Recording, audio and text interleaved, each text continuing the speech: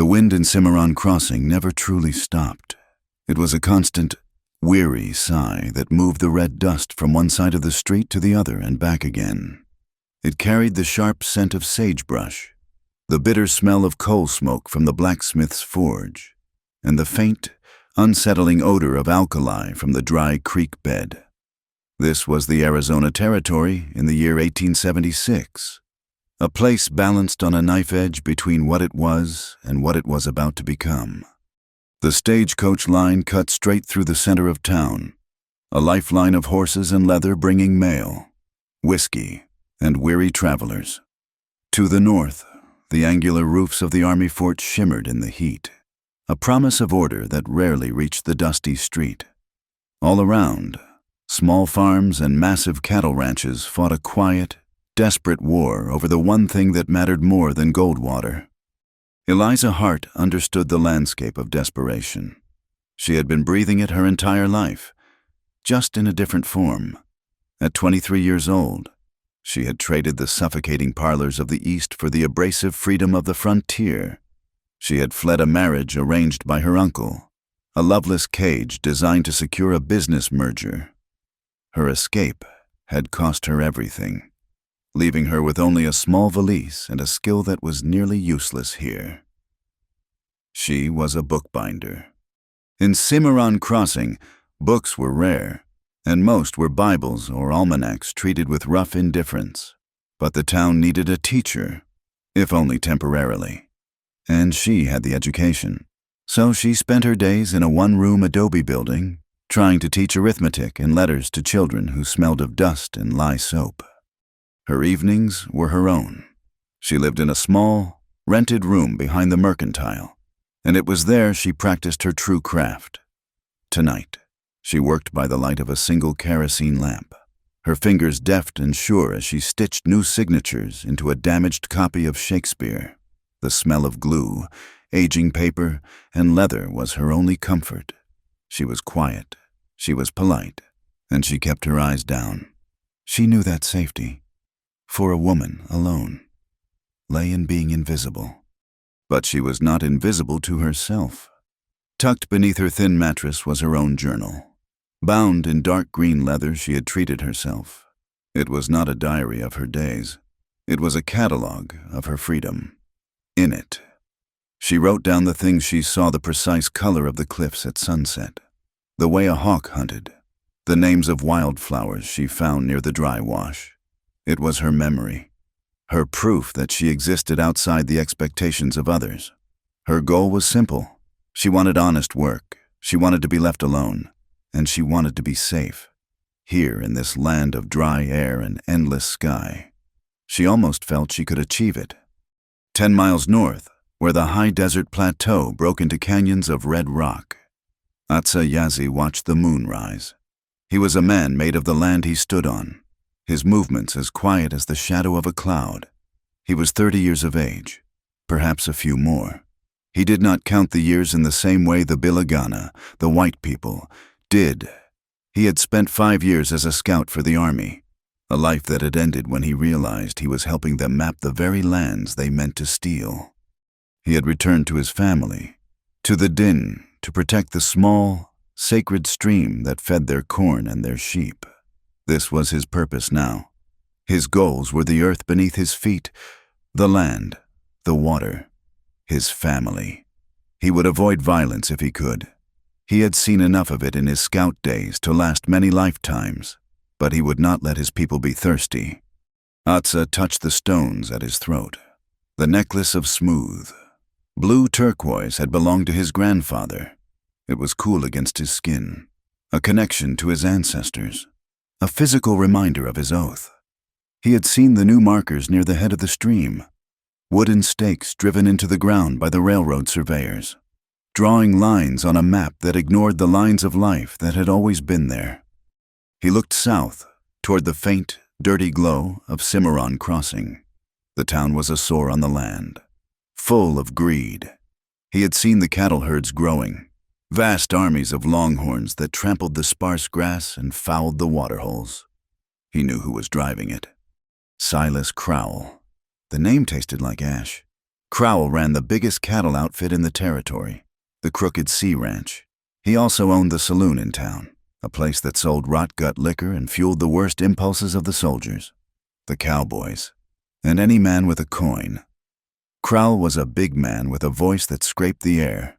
He wanted the stream that Atsa guarded. He had tried to buy it, then threatened to take it, claiming the Dine had no paper title to water that fell from the sky.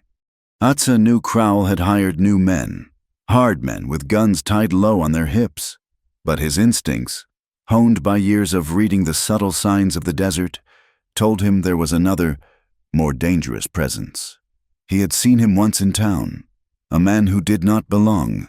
This man wore a dark suit and a city hat. He was quiet, his eyes missing nothing. He did not look like a gunman. He looked like a man who read paper, a man who used the white man's law as a weapon. Atsa did not know what a Pinkerton agent was, but he knew a hunter when he saw one. The tension in the territory was tightening. The government was pushing the remaining Dine onto reservations. The cattlemen were hungry for more grass, and the railroad was a serpent of iron promising to change everything. Back in her small room, Eliza Hart finished her stitching. She ran her palm over the smooth, repaired spine of the book. She felt a tremor of the old fear, the memory of her uncle's cold voice telling her what her life would be. She had run 2,000 miles to escape that cage. She blew out the lamp, plunging the room into darkness. But the moonlight was bright. It cut a sharp white rectangle onto the rough wooden floor. It was the same moonlight that fell on the red rocks where Atsa Yazi kept his vigil. He watched the pinpricks of light from the town die out, one by one. The stream behind him whispered in the darkness, a sound of life, a promise worth defending. The night was quiet, but it was not peaceful.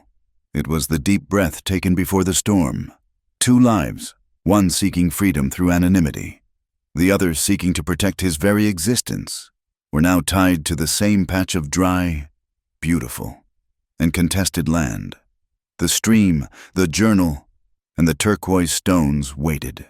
The first moves of a conflict that would demand more than either of them knew had already been made. The night was moonless, a scrap of black velvet thrown over the territory. Restlessness had driven Eliza Hart from her small room. The dry, scratching sound of the wind was not enough to cover the sounds of the town, the tinny piano from Crowell's saloon, the shout of a drunken soldier. She walked toward the public watering troughs, where the stream widened before disappearing into the cracked earth.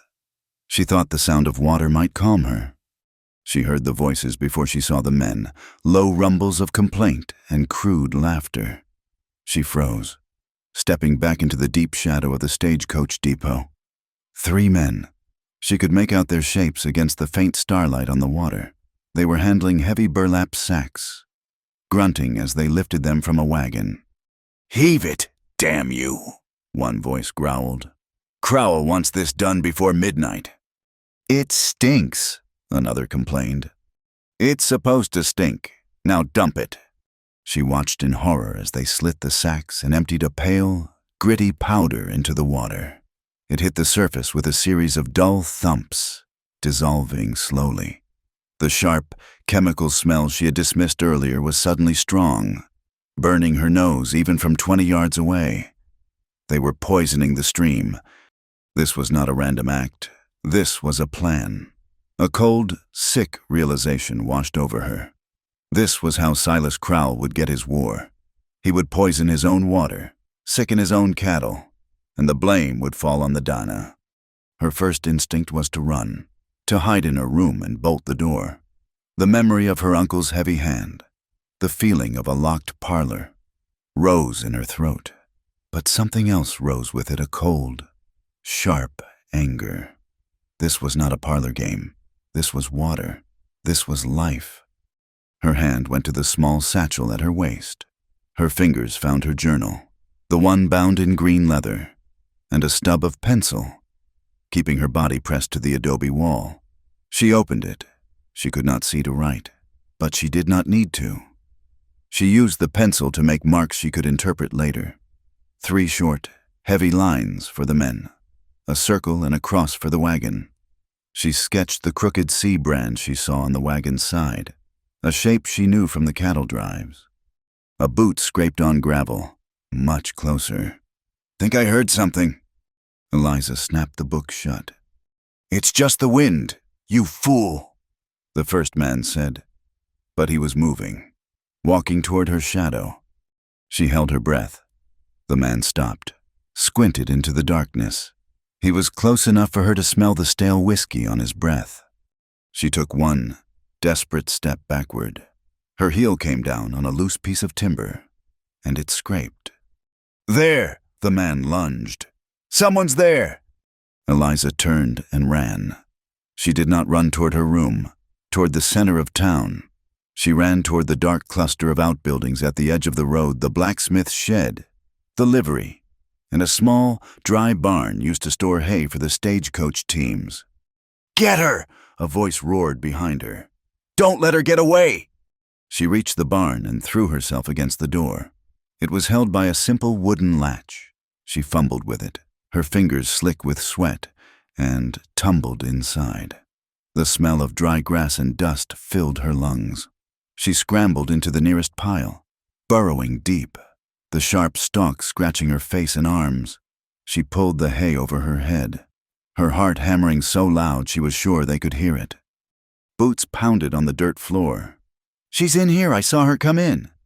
"Light a lantern," another man said. "You want to burn the whole place down, Crowell will skin us. Just find her." A pitchfork slammed into the hay bale next to her, the tines passing inches from her shoulder. She bit her lip to keep from screaming, tasting the salt of her own fear. "When we find her," the first man panted. "What do we do?" "Crowell said he wanted a witness," the other replied, his voice a low sneer. "We'll make sure she's a good one. She'll say she saw a dozen Navajos, painted for war." Miles away, Atsa Yazi and his cousin Dolly moved like shadows along the canyon rim. Dolly was younger, his anger closer to the surface, but his eyes were as sharp as a hawk's. They were patrolling the upper reaches of their family's stream, the sacred water. When Atsa stopped, he lifted his head, tasting the air. The night breeze carried the usual scents of pine and cool rock, but beneath it was something else, a sour, foreign smell that did not belong. "You smell it," Dolly whispered, his hand moving to the knife at his belt. Atsa nodded. "It smells wrong." They moved downstream, following the water, their moccasins making no sound on the stone. They had not gone half a mile when they found the first of the rancher's steers. It was down on its side, its legs twitching, a white foam covering its muzzle. Atsa knelt beside it, the animal's pain a physical thing in the air. This was not sickness. This was poison. He rose and moved to the soft earth at the water's edge. The tracks were clear. Heavy boots, not the worn footwear of his people. And something else. He pointed. Dolly lit a small match, shielding the flame with his body. The print in the mud was a perfect, narrow oval. "Shod horses," Dolly said. "Look again," Atsa said quietly. "The iron is new. The edges are sharp. These are not the worn shoes of a rancher. This is Eastern iron, like the soldiers wear." A distant shot echoed from the direction of the town. It was followed by a confused shout. "They are busy," Dolly said, his voice hard. He looked at the dying steer. "We should make them busy." Atsa put a hand on his cousin's shoulder. "Wait, they are loud. They are careless. We are not. Let us see what this noise is." Back in the barn, the pitchfork stabbed the hay again, this time snagging the fabric of Eliza's sleeve. She cried out. "Got her!" the man roared, dropping the fork and plunging his hands into the hay. He seized her by the ankle, his grip like a steel trap. He dragged her out into the center of the barn, her hair coming undone, hay clinging to her clothes. She kicked, raking her nails across his face, but he just laughed and backhanded her. The blow sent her sprawling in the dirt. "There's our witness," the man said, wiping blood from his cheek. The other two men formed a half-circle around her. "She looks scared," one of them said. "She might not say what we want." "She will," the leader said. He reached down and grabbed a fistful of her hair, yanking her head back. "You're the little schoolteacher, ain't you? You're gonna tell the marshal you saw a gang of Navajos. You're gonna describe them. We'll even tell you what they were wearing. You understand me?" Eliza could only whimper, her eyes squeezed shut. Just as the man raised his hand to strike her again, a sharp thwack echoed from the barn wall, as if a heavy stone had been thrown against it. What was that? The men spun around, their guns suddenly in their hands. A second sound, louder this time, came from the livery shed next door, a clang of metal, as if someone had struck the tin roof. "It's them!" one of the men yelled, his panic making him stupid. "It's the damn Navajos! They're all around us!" He raised his pistol and fired a shot into the darkness outside the barn door. In that instant of noise and confusion, a hand closed around Eliza's arm. It was not the brutal grip of the cattleman. It was firm, strong, and it lifted her to her feet. "Be quiet," a low voice commanded in her ear. "Come now." She was pulled, not toward the door, but toward a gap in the back wall of the barn she had not seen. She stumbled through it, into the cool night air. Her rescuer did not slow down. He half carried, half dragged her into a deep, dry gully that ran behind the outbuildings. Her feet were clumsy on the loose rock, but he held her up, his grip like iron. They were 100 yards away before he finally stopped, pressing her against the cold dirt wall of the gully. She collapsed against it, gasping, her entire body shaking in a violent, uncontrollable tremor. Her fingers were cramped, but she realized she was still clutching her green leather journal.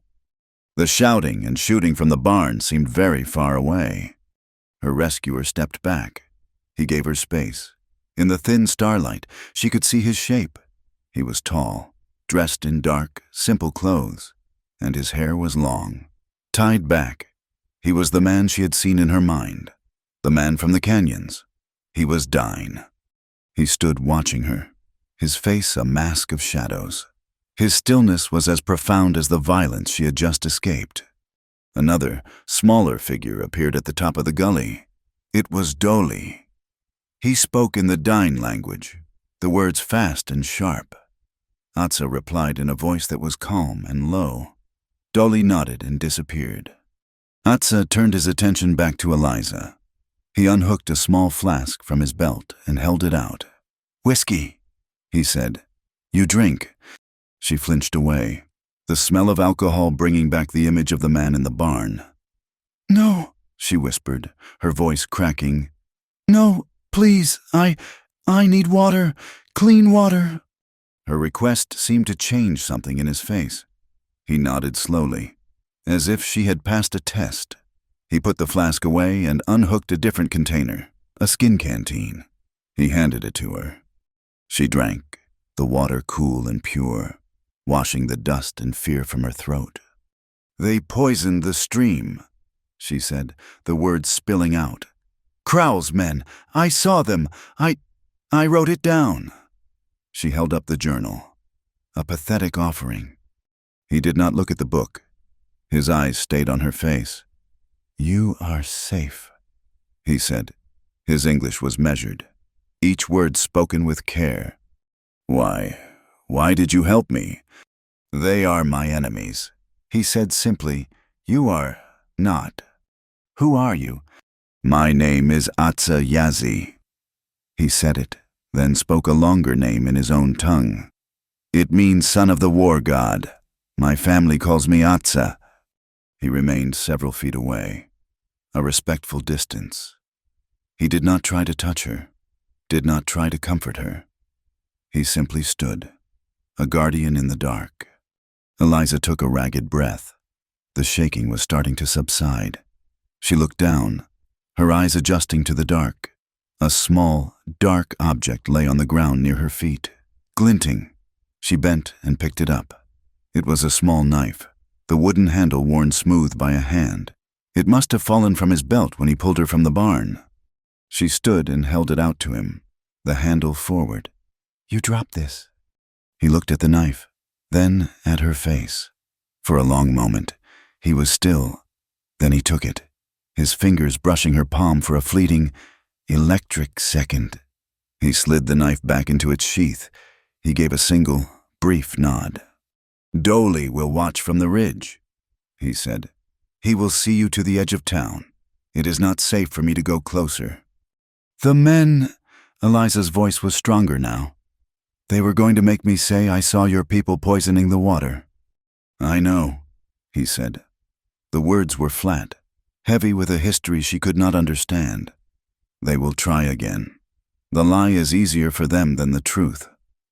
Be careful who you speak to in your town.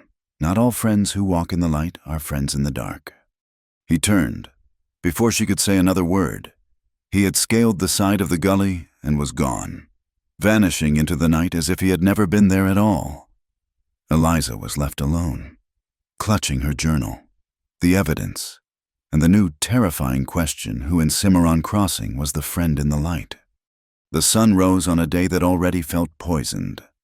Before the first bell for school had rung, a scream from the downstream washerwoman cut through the morning air. Cimarron Crossing came alive, not with the usual bustle of work, but with the hurried, ugly energy of a mob.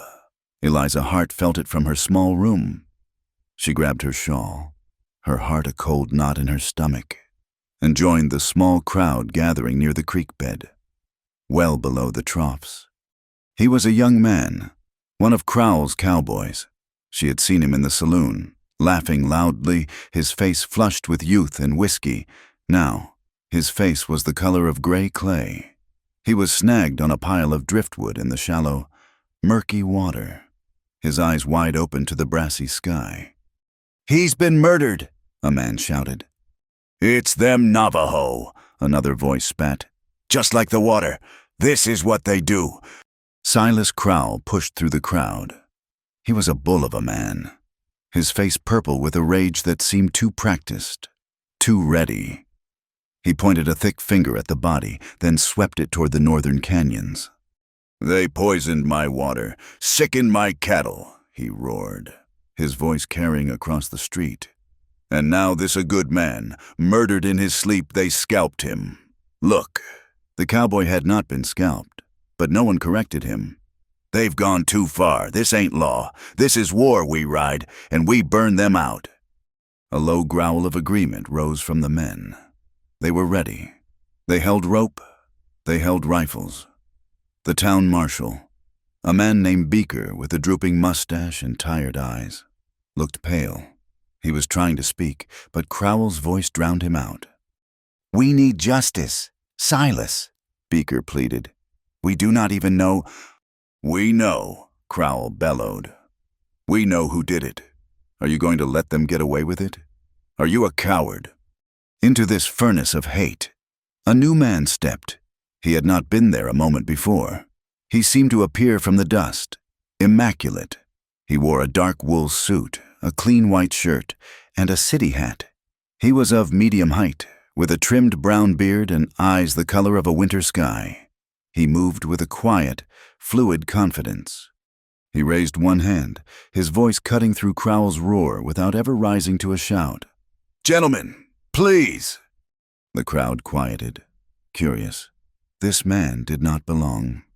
"My name is Wade Cullen," he said, his voice smooth and educated. "I am an agent with the Pinkerton National Detective Agency, hired by the railroad to ensure the stability of this territory for the coming expansion." He walked to the edge of the water, looking down at the dead man with a detached, professional interest. "Mister, Crowell is right to be angry. This is a heinous act."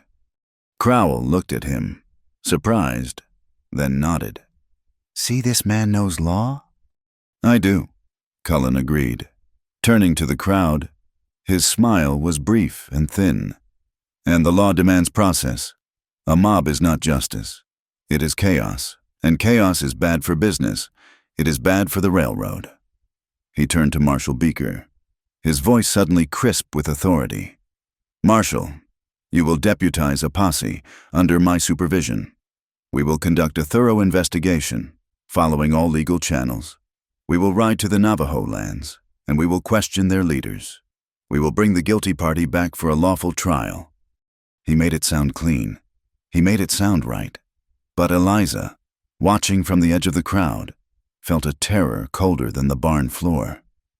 She saw Crowell give Cullen a nearly invisible nod. She saw the men Crowell had chosen for the posse. They were the hardest of his gunmen. This was not an investigation. It was an invasion with a badge. Eliza's hand instinctively tightened on the satchel at her side. Inside, the green leather journal felt like a block of ice. I saw them. It was not the Navajo. It was Crowell's men. The words screamed in her head. She looked at the faces in the crowd, twisted with fear and rage. She looked at Crowell's confident smirk. She looked at Wade Cullen's cold, assessing eyes. If she spoke now, what would happen? Who would believe her? The quiet schoolteacher, against the town's biggest landowner and a Pinkerton agent. The men from the barn were in that crowd. They would see her. They would point. She's the one. She's the liar. She's the one who consorts with Indians. She would not just be dismissed. She would be endangered. From a high mesa, Atsa Yazi watched the cluster of riders leave Cimarron Crossing.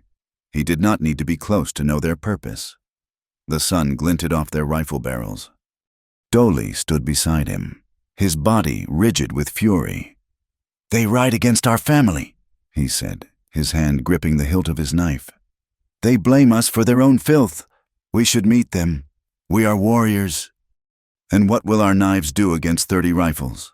Atsa said, his voice flat. He kept his eyes on the dust trail.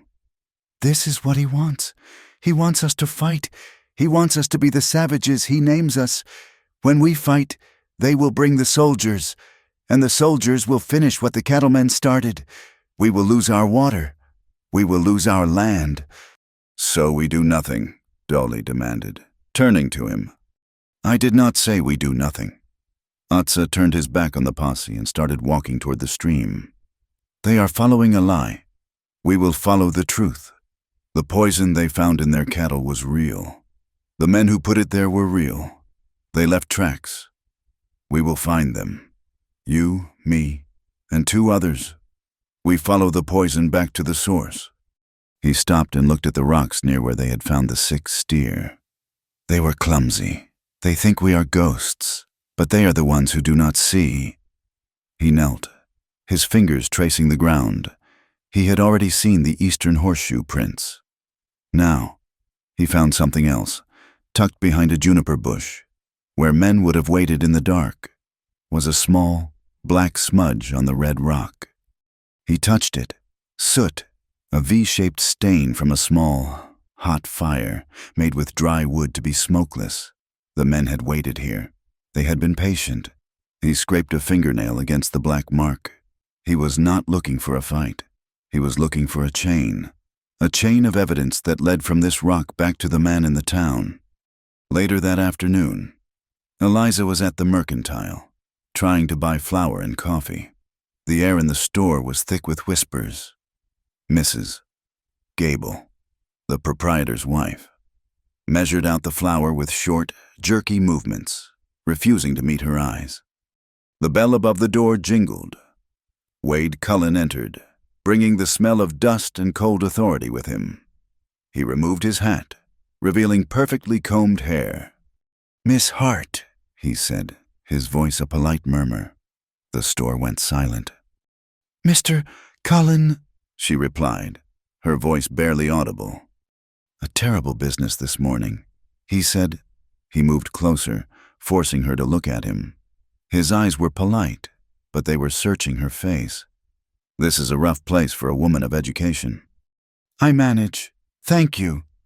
"Yes, I am sure you do." He smiled, but it did not reach his eyes.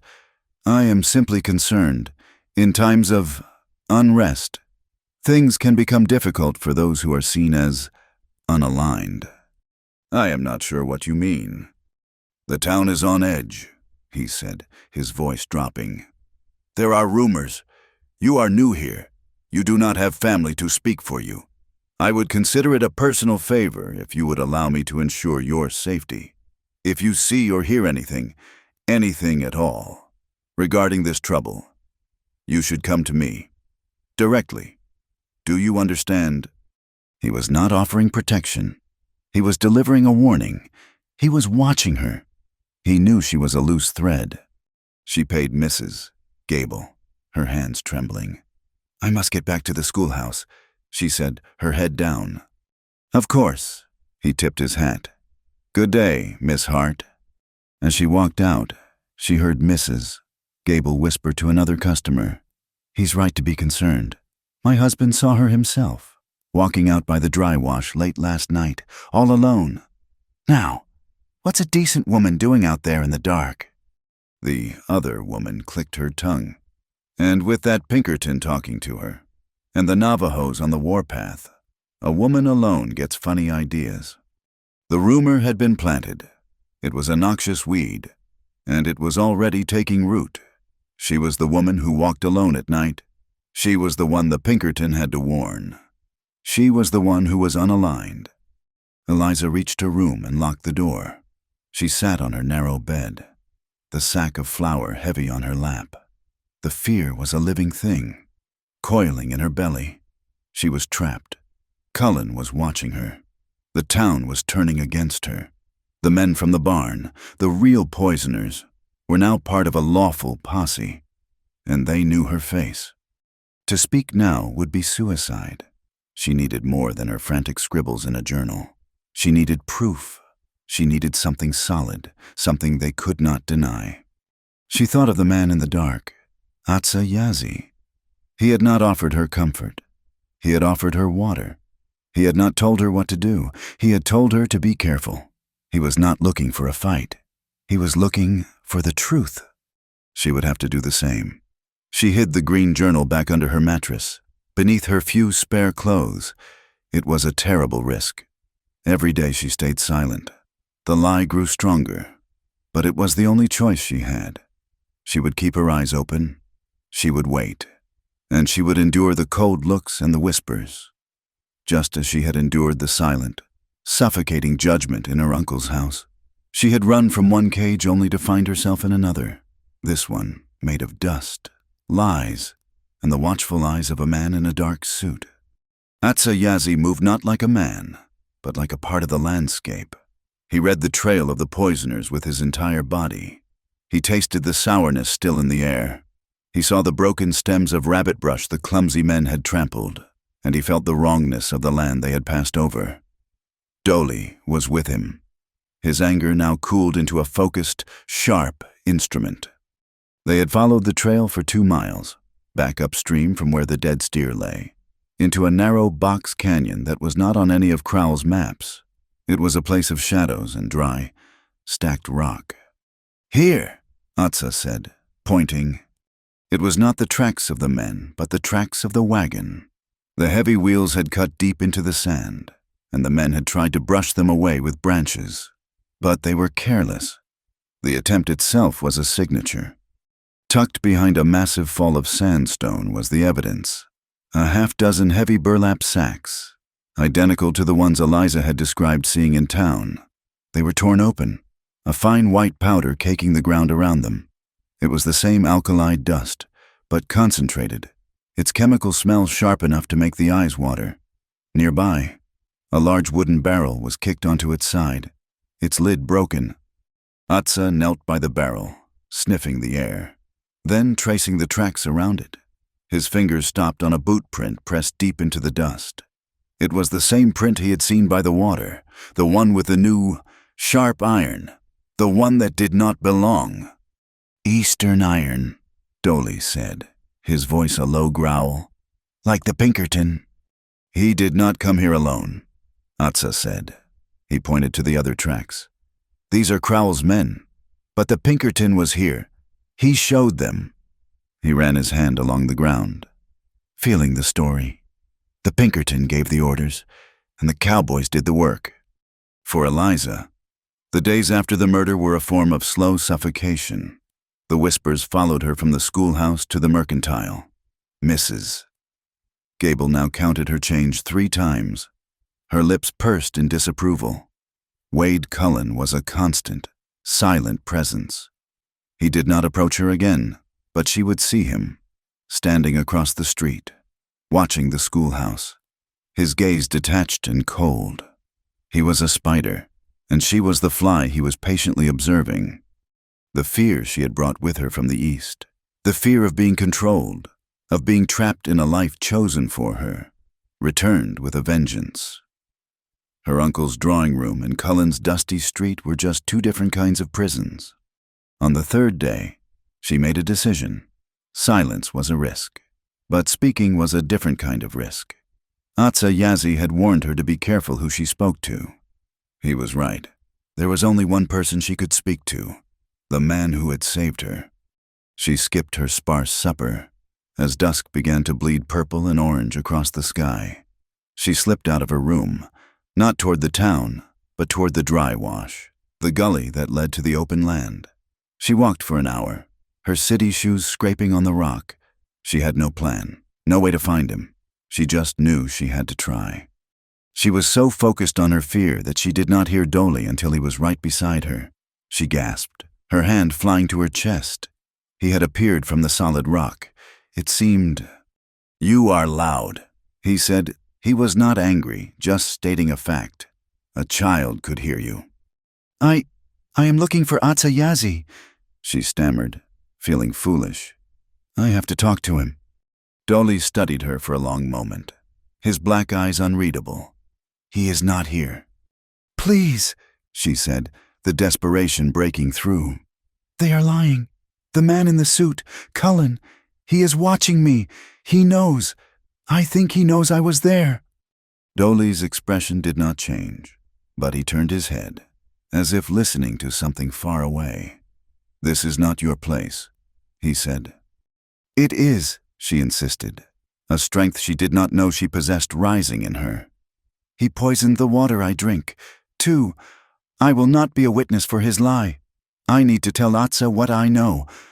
Dolly held her gaze for another 10 seconds. Then he gave a short, sharp nod. "Come, walk where I walk." For the next hour, he taught her, not with kindness, but with an impatient practicality. He made her take off her hard-heeled shoes. He showed her how to roll her stockinged feet from heel to toe, to feel the ground before putting her weight down. He showed her how to use the shadows of the rock, how to stop and listen, how to breathe quietly. It was the most difficult lesson of her life, and as she bled and bruised her feet, a strange, small bridge was built. He was not being kind, but he was sharing knowledge. He was treating her not as a Bilagana woman, but as a person who needed to learn to survive. They found Atsa back at the box canyon, examining the barrel in the fading light. He looked up as they approached, and his eyes showed no surprise. He simply waited. "She came," Dolly said, as if that explained everything. "I saw them," Eliza said, her voice thin but clear. "The men who dragged me from the barn. They are part of Cullen's posse now. And Cullen, he warned me. He is watching me." Atsa nodded, absorbing her words.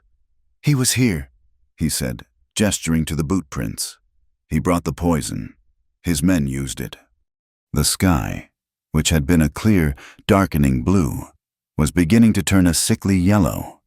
A strange, high whistling sound had started, a thin keen in the upper air. Atsa looked up, sniffing the wind. His body went still. "It comes," he said, his voice urgent. "What?" Eliza asked, her heart sinking. "The wind." Dolly grabbed her arm, his impatience gone, replaced by a new urgency. "We must find shelter, now." The world went dark. The whistling sound became a roar, a physical weight that slammed into them. The air was no longer air. It was a storm of sand and gravel that stung every inch of her exposed skin. She cried out, blinded, and fell. Atsa's hand found her, not Dolly's. He did not grab her arm. He put his body in front of hers, blocking the worst of the blast, and yelled a single word into her ear. "Hush!" It was a command, He half-dragged her, Dolly pushing from behind, toward a dark crack in the canyon wall. They tumbled into a shallow alcove, a space just big enough for the three of them to huddle, their backs to the rock. Outside, the world ceased to exist. It was a universe of brown, screaming noise. The sandstorm howled like a living monster, clawing at the mouth of their small cave. For an hour, they just endured. They sat in the dark, breathing through the cloth of their shirts. Dolly eventually settled into a stillness that looked like sleep. Eliza was shaking, her teeth chattering, though whether from cold or fear, she could not tell. Atsa was a quiet presence beside her. He was not touching her. He was simply there, a solid shape in the suffocating dark. The alcove grew cold, the wind stealing all the warmth. He moved slightly, and she heard the sound of water being poured. He was holding his canteen out to her. She remembered the clean water from the gully. She took it, her hands clumsy, and drank. She passed it back to him. He drank, then passed it to Dolly, who drank last. A shared, silent ritual. The cold was seeping into her bones. She clutched her thin wool shawl, but it was not enough. She looked at Atsa. He was wearing a simple linen shirt. He was shivering, a fine, controlled tremor he was trying to hide. He was guarding the entrance, taking the brunt of the cold wind. She did not think, she acted. She unfolded her shawl, a plain, gray thing she had bought at the mercantile, and held it out to him. He looked at it, confused. "You are cold," she said, her voice raspy from the dust. "Take it." He hesitated. His culture, his pride, his distance, all of it was in that moment. To take it was to accept help. To refuse was to be cold. "It is just wool," she said, trying to make it simple. He slowly reached out and took it from her. His fingers brushed hers. He did not drape it over himself in the way a woman would. He wrapped it high around his neck and shoulders, a functional piece of warmth. He settled back against the wall. "Thank you," he said. The two words were quiet, but they landed in the small space with the weight of a treaty. They sat in silence for another hour. Dolly had brought a piece of the broken barrel into the cave with him. He was running his fingers over it in the dark. "There is a cutting," he said. Eliza fumbled in her satchel, her fingers finding a small lucifer match. She struck it. The small, sulphurous flare lit their faces. 3 studies in exhaustion.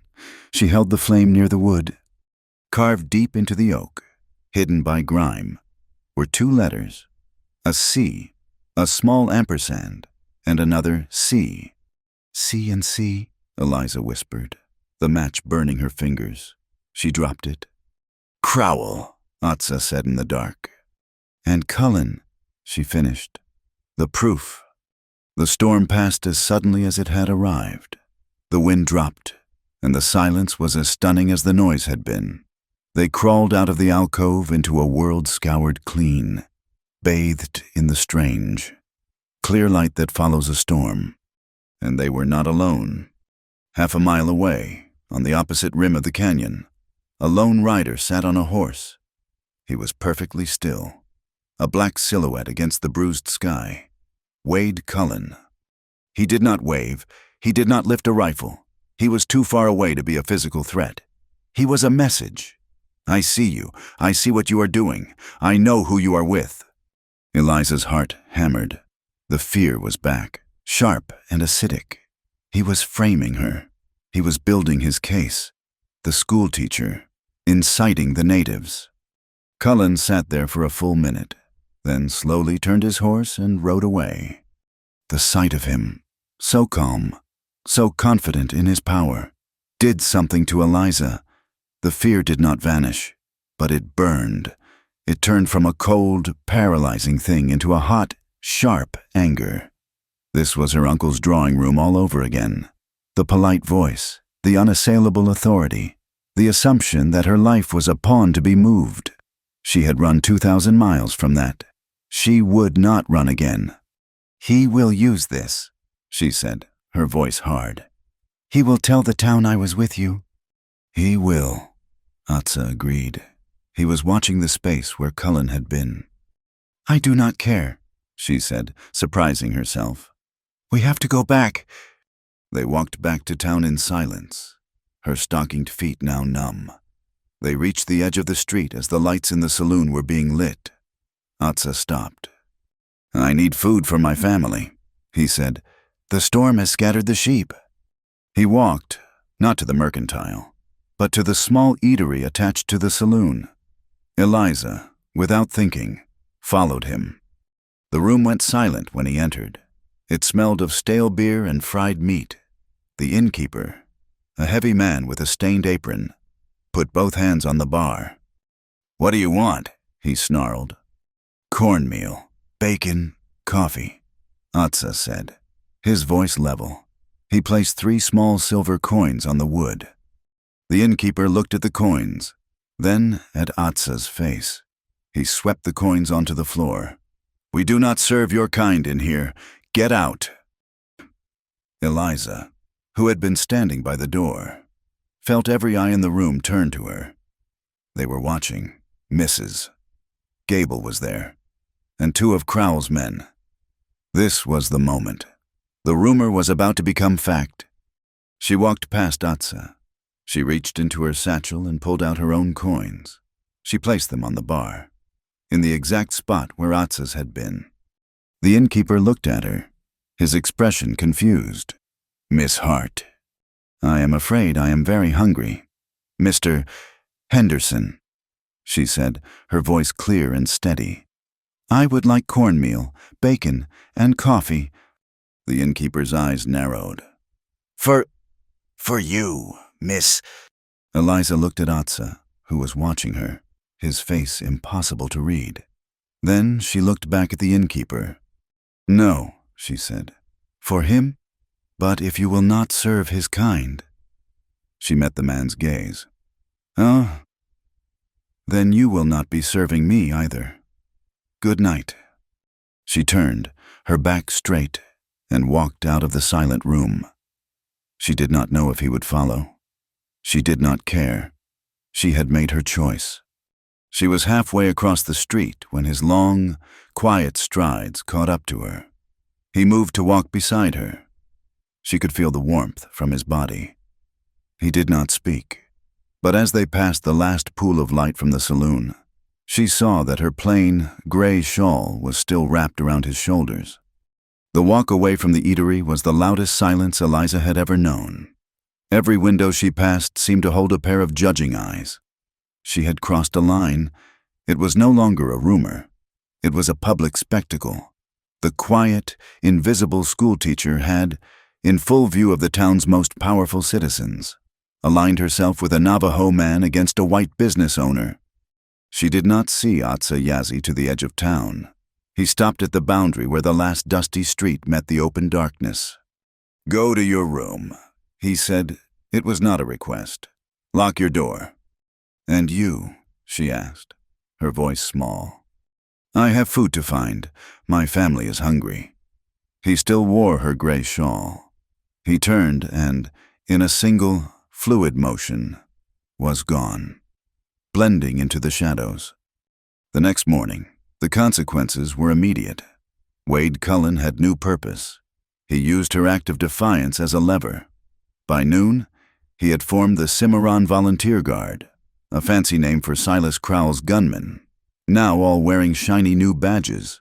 Their stated purpose was to restore order and investigate the murder.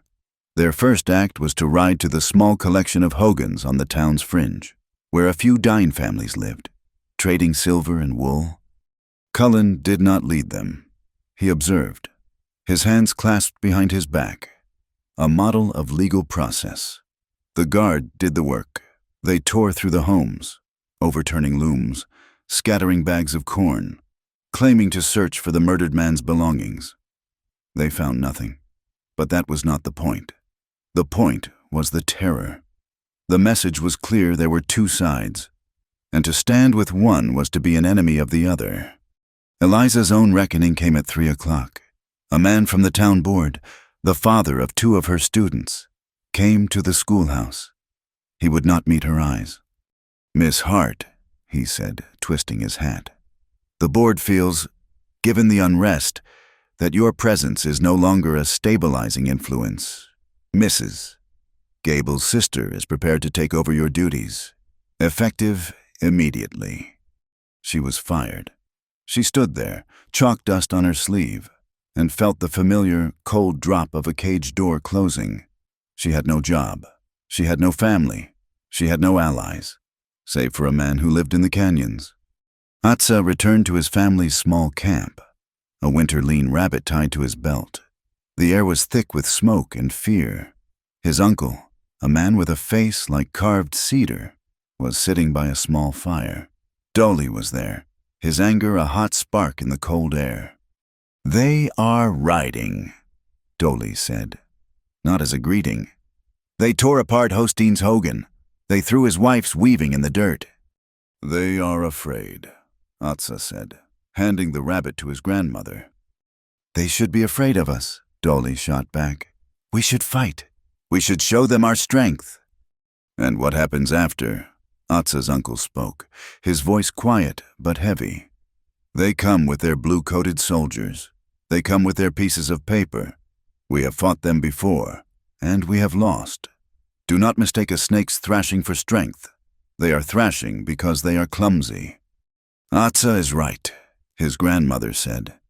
She had not looked up from her work, but her voice commanded the firelight. She was looking at the gray shawl still on Atsa's shoulders. "Their poison is a clumsy weapon. Our knowledge is our weapon. What did you find?"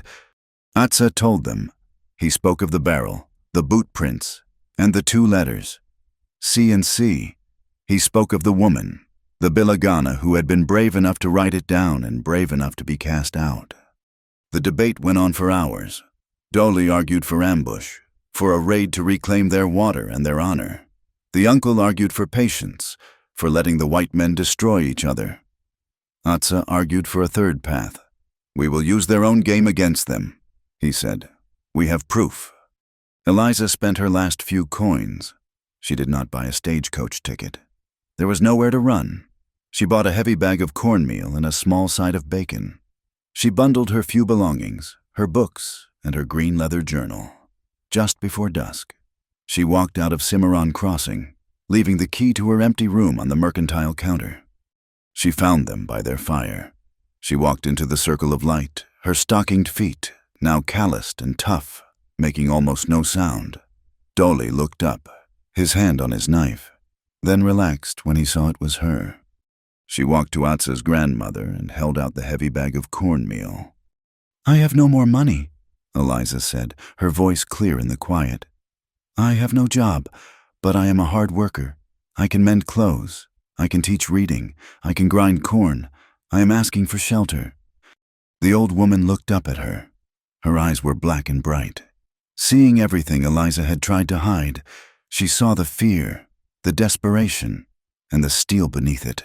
She took the bag. "Grind," she said, pointing to a smooth stone mortar. Eliza knelt and began to work. It was a bridge. In the days that followed, a new rhythm took hold. Eliza worked from sunup to sundown. She learned the pain of grinding corn, the sting of smoke from the cooking fire. She learned a word ya'atayie.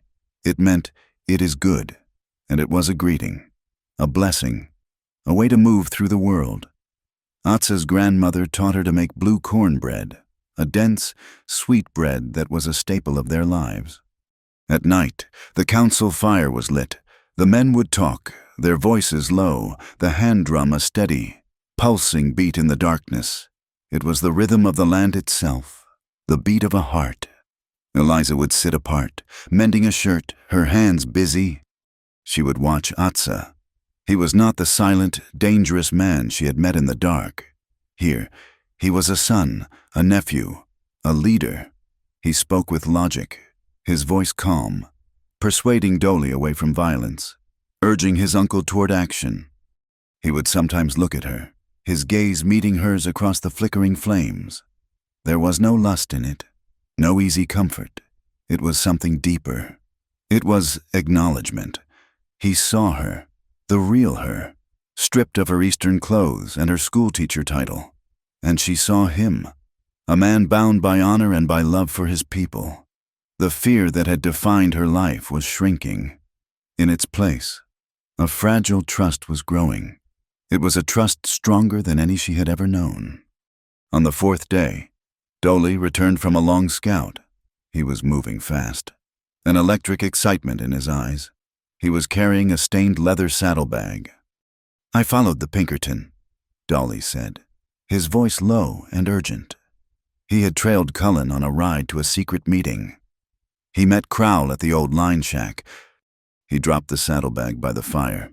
Cullen was careless. He left this. He must have thought it was empty. Atsa unbuckled the flap. He pulled out a bottle of whiskey.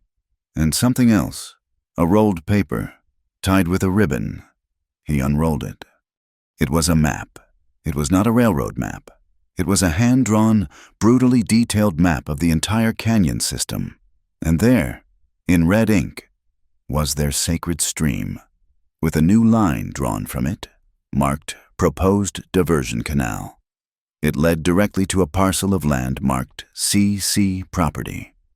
"He means to steal the water," the uncle whispered, his voice shaking with a rare anger. "There is more," Dolly said. He held up his hand. There was a dark smudge across his palm. "Crowell has a new inkwell on his desk, a fancy one. He was signing papers, and he spilled it. He stained his cuff. Like this." Dolly pointed to a matching blue-black smudge on the corner of the map. It was the final link.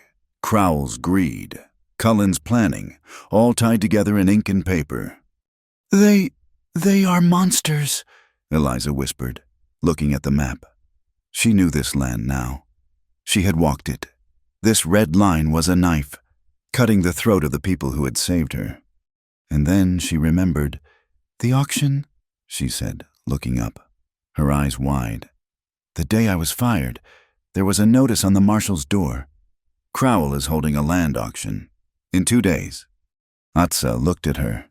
"What land?" "The land on this map," she said, her finger tracing the CC property box. "It is dry, worthless land. He is selling it, but he is not selling it. He is getting his partners to buy it. He is selling them the land that he is about to irrigate. With your water." The pieces clicked into place. The auction was the final move. Crowell would secure his partners, and Cullen would have his legal justification, a Navajo uprising to bring in the army and protect the new landowners. "We will stop them," Dolly said, his hand on his knife. "We will burn the auction hall." "And be shot as murderers," Atsa said. "No, we will go to the auction. We will show them the barrel. We will show them the map." Eliza looked at their faces. "They will call you liars," she said. "Crowell will laugh. Cullen will have you arrested for stealing his property. They will not believe you, but they might believe me." All eyes turned to her. "I will go to the auction," she said, her voice shaking but gaining strength. "I am the school teacher. I am the woman they all whisper about. I will be the last person they expect to speak. While Crowell is making his speech, I will stand up. I will ask Mr. Cullen, the Pinkerton agent, to explain his map. I will ask Mr. Crowell to explain the C&C on the poison barrel. I will be the bait. I will make them show their hand." "No?" Atsa's voice was a flat, hard rejection. He stood up, his shadow swallowing her in the firelight. "It is too dangerous. I saw what those men are. I will not let you be their witness again." "Let me," Eliza stood, too, her anger a sudden, white-hot flare. "You will not let me. I have been let my entire life. I was let to be married. I was let to be silent. I will not be let by you. I am not your possession to protect." She stepped closer to him. "You showed me respect in the eatery. You took my shawl. Do not take your respect away now. This is my choice. This is my fight. They took my job. They took my name. I will not let them take this too." He stared at her, his face a mask of stone. He was caught. His every instinct screamed to lock her in the deepest, safest canyon and stand guard at its mouth. He wanted to protect this woman who had shown such strange, quiet courage. But he saw her. He saw the fire in her eyes, the steel in her spine. She was not asking for his protection. She was asking for his trust. To deny her this was to be no better than the men she had fled. Love, he was learning, was not about possession.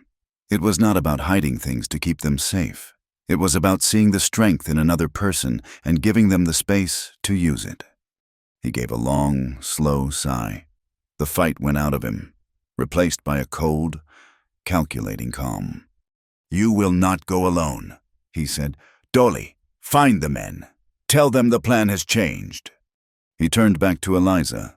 "If you do this, if you are the bait, you must trust me.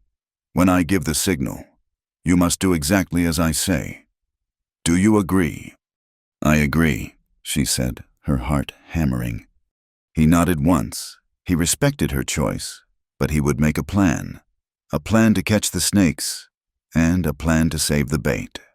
In the distance, the hand drum began its beat, steady and sure, like a heart braced for the storm.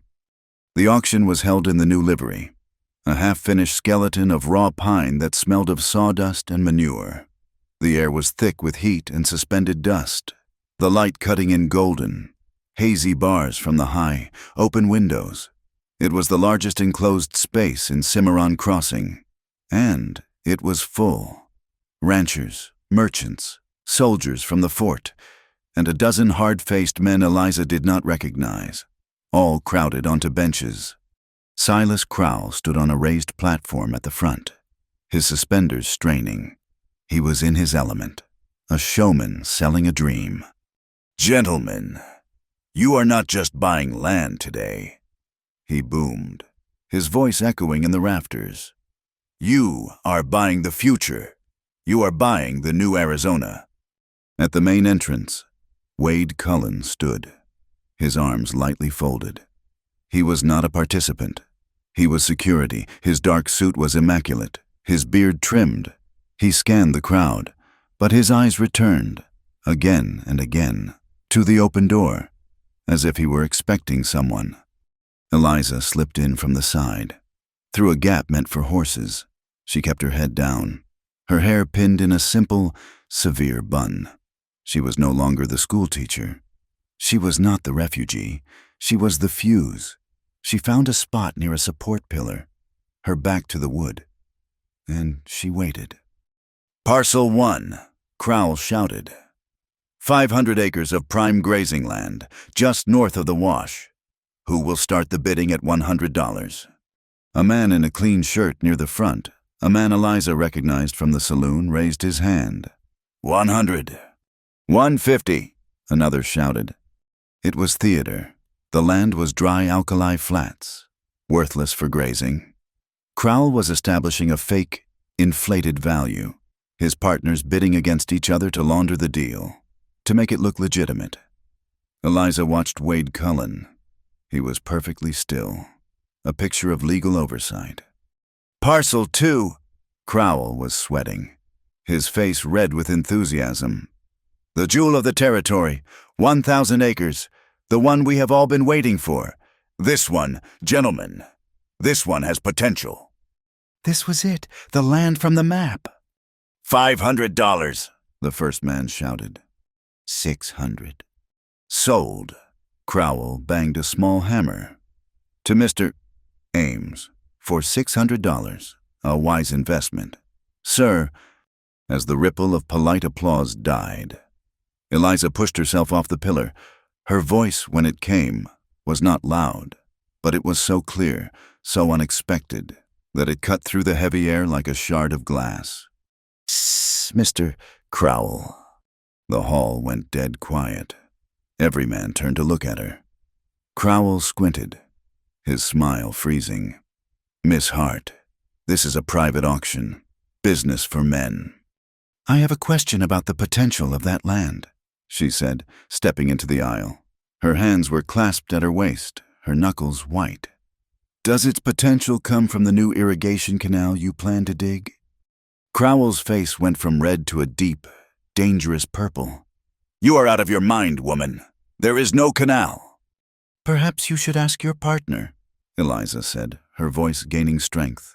She turned her gaze on Wade Cullen. "Mr. Cullen, you are a man of the law. Perhaps you can explain this map." She had nothing in her hands. It was a bluff. Wade Cullen did not move. He did not stiffen.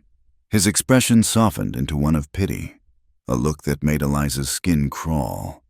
"Miss Hart," he said, his voice smooth and sad. "Please, do not do this." He took a step toward her. "Gentlemen, I must apologize for this interruption. This poor woman has been under a great deal of strain. She was dismissed from her post. She has been seen consorting with the very natives who murdered that poor cowboy. I fear her loyalties are confused." He was brilliant. He was painting her as a hysterical, jilted lover of the enemy. "She is a collaborator," Cullen said, his voice hardening. "A coward, hiding her treachery behind these wild accusations. Marshal, perhaps you should escort her home." "She is not the one who is cowardly," a new voice said. The voice came from the main entrance. The crowd parted like water. Atsa Yazi stood in the doorway, framed by the bright, dusty light. He was not armed. He wore his simple shirt and leggings. Around his shoulders, he wore her plain gray shawl. He walked into the livery. He was alone. Wade Cullen's hand dropped to the pistol at his hip. "Seize him!" Crowell roared. "He is trespassing!" Atsa ignored him. He walked slowly. His eyes locked on Cullen. He was holding a round, flat piece of wood. "This man," Atsa said, his voice quiet but carrying in the silence, "speaks of lies, but he makes his own." He stopped 10 feet from the platform. He held up the object. It was the lid of a barrel, grimy and stained, and carved deep into the wood were the letters C, an ampersand, and C. "Crowell," Atsa said, pointing to the rancher. "And Cullen." He pointed to the Pinkerton. "This is the mark of the poison they put in the water. She is not the liar. They are." For a single, stretched second, the room was silent. The proof was there, physical and undeniable. Then one of Crowell's men, the man who had dragged Eliza from the barn, broke the spell. He did not aim at Atsa. He drew his pistol and fired a shot straight into the rafters. "Navajos!" he screamed. "They are attacking! It is an ambush!" The word was a lit match on gasoline. The room exploded. Men who had come for an auction found themselves in a war. They dove for cover, overturning benches. Someone screamed. The man who had fired the first shot now aimed his pistol, not at Atsa, but at the lamp hanging over the doorway. He fired, and the room was plunged into a new, terrifying chaos of shadows and smoke. Through the panic, Wade Cullen moved. He was not running for the door. He was moving on Atsa, his pistol now in his hand. Atsa saw him. He threw the barrel lid like a discus, aiming not for Cullen, but for the horse in the nearest stall. The heavy wood slammed against the animal's rump. The horse screamed, a high, terrified sound, and kicked out, demolishing the stall door. Cullen was forced to dive back, his shot going wild. Atsa did not run. He vaulted a railing and disappeared into the maze of stalls and hay bales at the back of the livery. Cullen, his face a mask of cold fury, followed him. This was no longer a legal matter. This was a hunt. "Savage!" Cullen yelled, stepping carefully into the shadows. "You think you are clever." He moved past a stack of hay bales. A rope, looped over a beam above, tightened around his ankle. It was a simple slip knot, a horse tether. It yanked him off his feet. He crashed to the ground, his pistol skittering on the dirt floor. He looked up, cursing, from the rafters above. Atsa dropped a heavy iron pulley block. It did not fall on Cullen. It fell on the pistol, smashing the trigger guard, rendering it useless. Atsa dropped to the ground. He was standing between Cullen and the back door. He had won. "It is over," Atsa said. Is it? Cullen sneered, getting to his feet. He was unarmed, but he was not afraid. You have proved nothing. You are a dead man. And the woman, she will be first. A scream cut the air. It was not a scream of fear. It was a scream of anger. No, let me go. Atsa spun around. The back door of the livery stood open, leading to the dusty alley. Two of Crowell's men, the other men from the barn, were there, and they had Eliza. They had not been in the main room. They had been waiting. They were dragging her toward a horse. One man's filthy hand clamped over her mouth. We got the woman, one of them yelled. Let's get the map from the Indian, and we go. Atsa was frozen. It was a choice, brutal and immediate. In front of him, Wade Cullen, the head of the snake, was unarmed and trapped. Behind him, the woman who had trusted him was being taken. He looked at Cullen. The Pinkerton was smiling. He knew what the choice would be. Atsa left him. He did not hesitate. He ran, not as a hunter, but as a rescuer. He burst from the back door into the blinding sunlight of the alley. Let her go, he roared. The man holding Eliza threw her to the ground and drew a long skinning knife. You should have stayed gone, boy, he snarled. He lunged. Atsa was faster, his body fueled by a pure, protective rage. He met the man's charge, grabbing the knife wrist, turning the attack, but the man was heavy and the other henchman was closing in. Atsa deflected the knife, but the blade was sharp. It raked across his left forearm, a deep, burning slash. He grunted, the pain a distant thing, and used the man's own momentum to slam him into the wall. The man's head hit the wood with a dull thud. He dropped. The second man, seeing his partner fall, tried to grab Eliza again. Before he could, Dolly was there, appearing from the roof like a hawk. He landed and brought a heavy rifle butt down on the man's shoulder, breaking it. The fight was over in 5 seconds. Atsa stood in the alley, breathing heavily.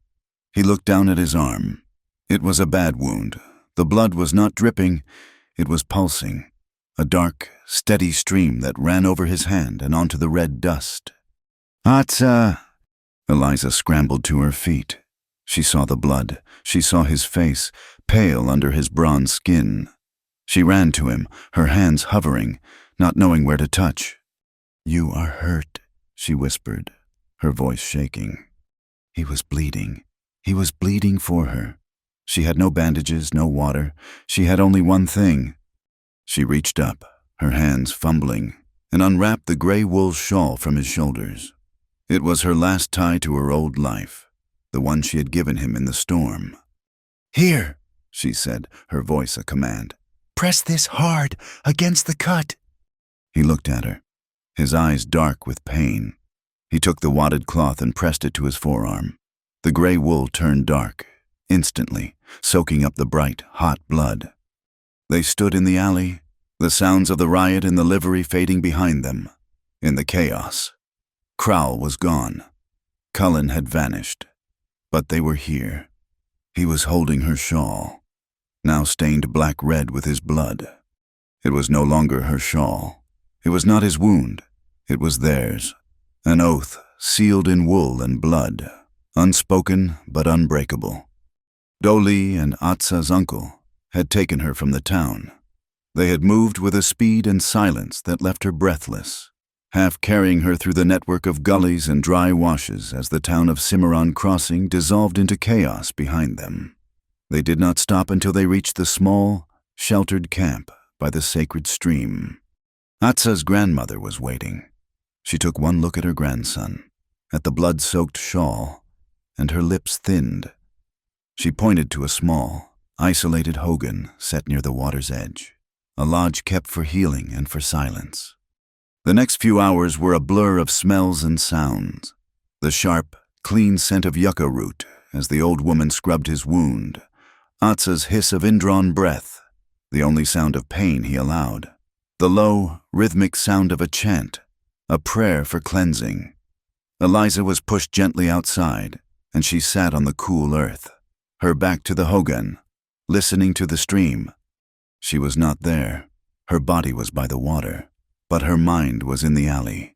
It was replaying the flash of the knife, the thud of the man's head against the wall, the feeling of his hand on her, his breath on her face. When the grandmother finally emerged, she was carrying a bowl of water, stained red. She looked at Eliza, her black eyes seeing everything. She said nothing, but gestured for Eliza to enter.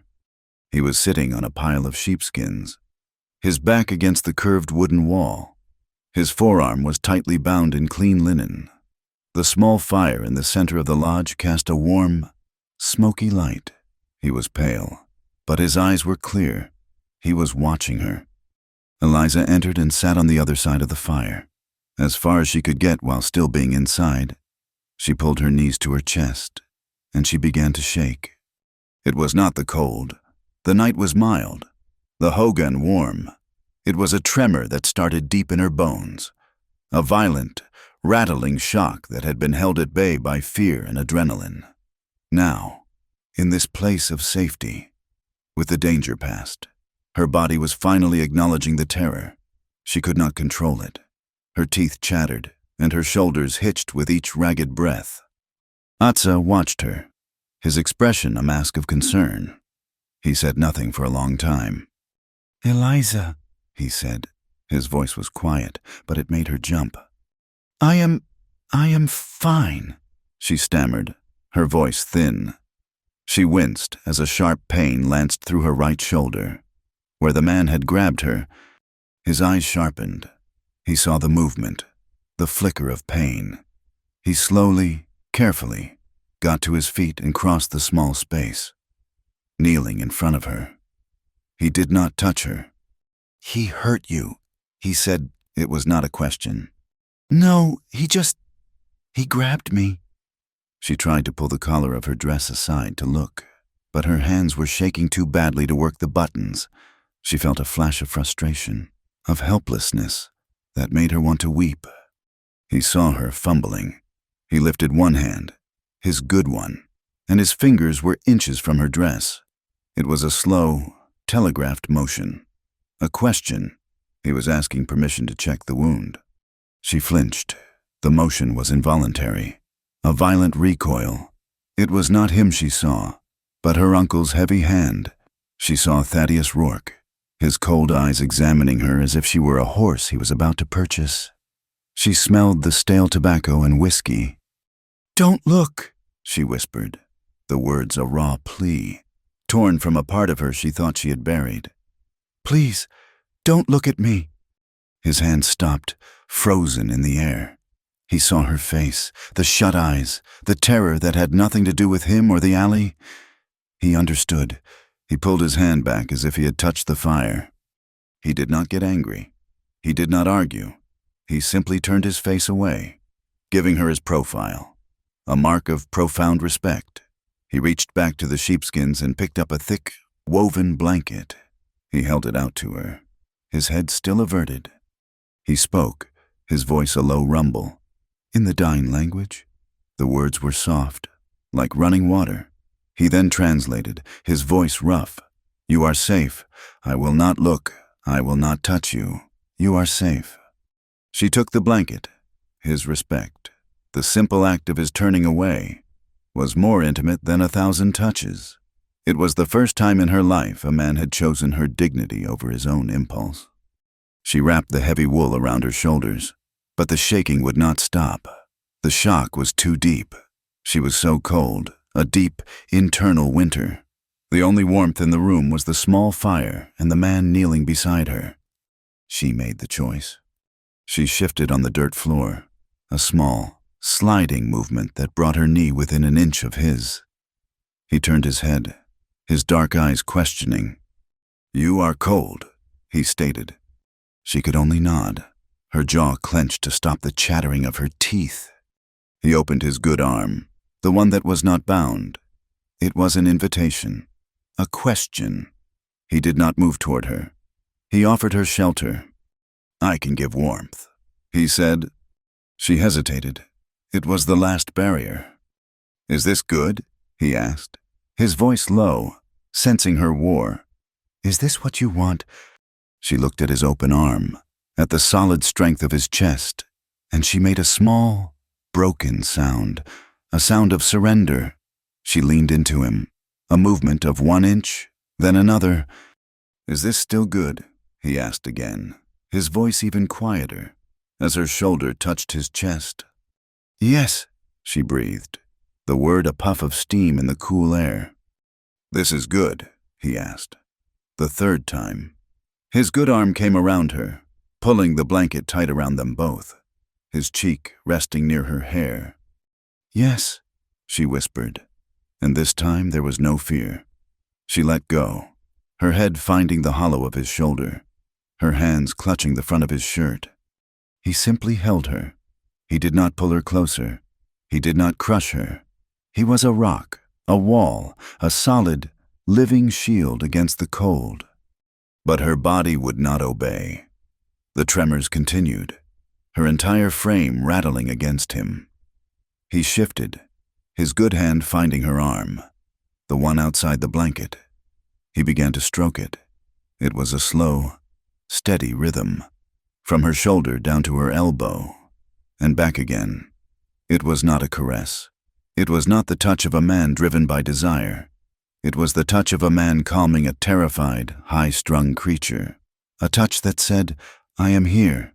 You are not falling. I am solid. I am here." He stroked her trembling skin, a touch that was purely for healing, a touch that did not seek to own. He had chosen her in the alley. He was choosing to protect her now. Gradually, under the steady pressure of his hand, the violent, rattling shivers began to subside. They softened into a fine tremor, and then, at last, into stillness. She was limp against him, her breath coming in long, shuddering sighs. He did not hurt me," she whispered against his shirt, the words muffled. "You came. You were too fast." "I will always come," he said. The words were not a promise. They were a simple statement of fact, a vow. They sat in the deep, warm silence. The only sound the gentle murmur of the stream outside the lodge, a sound of cleansing. The moonlight found the smoke hole, casting a single pure white beam onto the dirt floor. "Atsa Yazi," she said, her voice stronger, testing the sound of his name. "Son of the war god, it fits you." He made a small sound, almost a laugh. "My mother calls me Atsa, just eagle. The Yazi was a name from the army. It means little, and I am not little." She felt the smile in his voice. "What is your real name?" she asked. "Your Dine name." He spoke it, a series of sounds that were like the wind in the high pines and the sound of rocks settling in the sun. "It means, he who walks in beauty." "It is a beautiful name," she said. "And you are Eliza Hart. Your name is a promise. A heart is a wild thing, a thing of the forest that no man can truly own." "My uncle tried," she said, the words coming out before she could stop them. "He wanted me to be Mrs. Thaddeus Rourke. He owned a shipping line in Boston. I was cargo, to be traded for a better partnership." His arm tightened, the one in the sling, and he winced, but his other hand did not stop its slow, rhythmic stroke.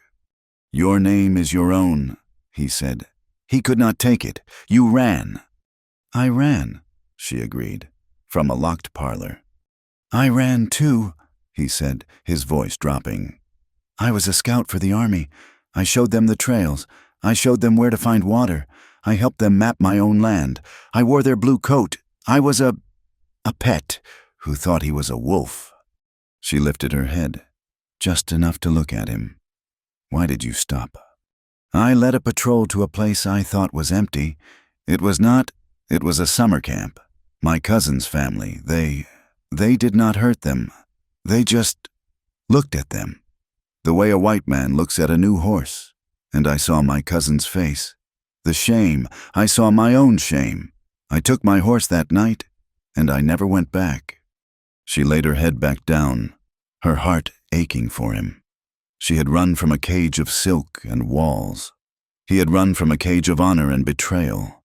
She was warm now, her body relaxed, her mind clear and calm for the first time in memory. The fear was gone, burned away by the fire of the day, cleansed by the water of the stream, and healed by the simple, profound respect of the man holding her. She shifted, nestling closer. Her eyes were heavy. She saw the moonlight, pure and white, glinting on the blue stones at his throat, his turquoise necklace. It was as constant as the moon, a silent promise. "They are still out there," she murmured, her voice sleepy, but with a new edge of steel. "Cullen and Crowell, they will not stop." "I know," he said, his hand finally coming to rest on her shoulder. A simple, solid weight. "Tomorrow," she said, her voice firm. "We go to the marshal, we go to the circuit judge. We have the barrel lid. We have Dolly's story of the map. We have my story. We will tell them the truth, all of it, in the light, no more running." "They will call us liars," he said, his voice flat. "The town will not believe us. It will be violent." "I do not care," she said, her voice fierce. She pushed herself back just enough to look him in the eyes. "I am not afraid of them. Not anymore. We will face them. Together." He looked at her, truly looked at her. He saw the bruises on her face, the exhaustion in her eyes, and the unbending, unbreakable strength she had finally claimed. He had chosen to protect her, and in doing so, he had helped her find the warrior inside herself. He nodded, a slow, single movement. Together, he agreed. He had chosen her, and now she had chosen him. He settled her back against his shoulder, holding her as she drifted into the first truly safe sleep of her life. The sound of their stream a shared promise in the quiet, moonlit dark. The dawn broke cold and sharp, the light a thin, gray blade across the red rock. They walked into Cimarron Crossing as the town was just beginning to stir. Atsa's arm was bound in a sling, his grandmother's poultice of yucca and sage a dark stain on the linen. Eliza walked beside him, her dress stained with dust, her hair brushed but severe. They did not look like victims. They looked like emissaries. They were not heading for the marshal's office. A circuit judge, a man named Harlan, was in town, staying at the hotel, and he held court in the saloon's back room, the only place large enough besides the livery. Judge Harlan was a thin, weary man with a face like dried leather. He was sipping bitter coffee when they entered. Marshal Beaker was with him, looking pale and sleep-deprived. "Judge Harlan," Eliza said, her voice clear and carrying in the empty room. Harlan looked up, annoyed at the interruption. His eyes widened slightly when he saw Atsa. "This is not the time for grievances. The town is under—" "The town is under a lie, Your Honor," Eliza said, "and we have the proof." For 10 minutes, she spoke. She did not falter. She laid out the poisoning, the men in the barn, the false accusation, the captured barrel lid marked C&C, and the map of the water diversion. Atsa stood beside her, a silent, powerful testament. He placed the heavy barrel lid on the card table. The carved letters were deep and unmistakable. Judge Harlan leaned forward, his wariness replaced by a sharp, judicial interest. He touched the letters. "This is a serious accusation. Miss Hart—" "It's a damn lie." The saloon doors slammed open. Silas Crowell strode in, his face mottled with rage. Behind him, cool and immaculate as ever, was Wade Cullen. "Your Honor, I apologize," Cullen said, his voice a smooth balm. "I had no idea these two would be harassing you. This is a matter for the marshal." "It is a matter for me," Harlan snapped, his eyes on the barrel lid. "Mr. Crowell, is this your mark?" "It might be," Crowell blustered. "Stolen from my scrap heap, most like. Are you taking the word of a fired school teacher and an Indian agitator over mine?" "Miss Hart's employment is not the issue," Harlan said. "It is precisely the issue." Cullen interjected. He stepped forward. his gaze locking with Eliza's. He did not look at Atsa. "Your Honor, this is a delicate situation.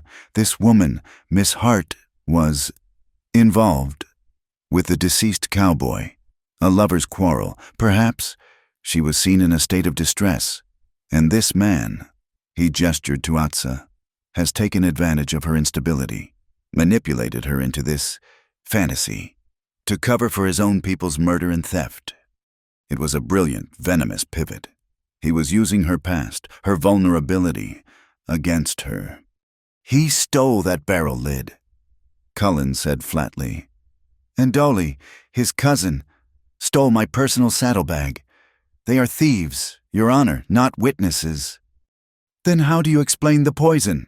Eliza's voice was shaking, but not with fear, with rage. "Grievances, Miss Hart. The Navajos are angry about the railroad. They are angry about the fort. They poisoned the water to make a point. It is tragic, but it is simple. I am merely trying to uphold the law." The judge looked from Cullen to Atsa. He was trapped. It was the word of a decorated Pinkerton agent against a Navajo and a disgraced woman. "I have seen them," a new voice said. The doors opened again. Dolly and Hastian, Atsa's uncle, entered, but they were not alone. With them were two men, Obadiah, the town blacksmith, a mountain of a man whose skin was as dark as the iron he worked, and Jaime, a small Mexican-American rancher whose land bordered Crowell's. "What is this?" Crowell bellowed. Obadiah stepped forward, his gaze on Judge Harlan. "Your Honor, I am not a man for courts, but I am a man for ledgers. Mr. Crowell has not paid his bill in 6 months, but he paid Mr. Cullen's men, the ones in the volunteer guard. He paid them in gold coin. 2 days before the auction, I saw the transaction." "That's slander," Crowell yelled. "And," Obadiah continued, "I repaired Mr. Cullen's horse's shoe, an eastern shoe. It matches the prints found by the poisoned stream, and I repaired this." He held up a small, silver train whistle. "He wears it on his watch chain. He said it was a signaling device. I heard that same whistle, tweet, tweet, pause, tweet, come from the livery just before that shot was fired yesterday." Wade Cullen's hand instinctively went to his vest. The whistle was gone. Dolly had not just followed him. He had stolen from him. "This is ridiculous," Cullen said, his voice losing its smoothness. "My sheep," Jaime said, his voice quiet but strong. "They were sick a week before the cowboy was killed. Mr. Crowell, he came to my land. He said the water was bad, that the Navajos were cursing it. He offered to buy my land for 10 cents on the dollar. He was not warning me.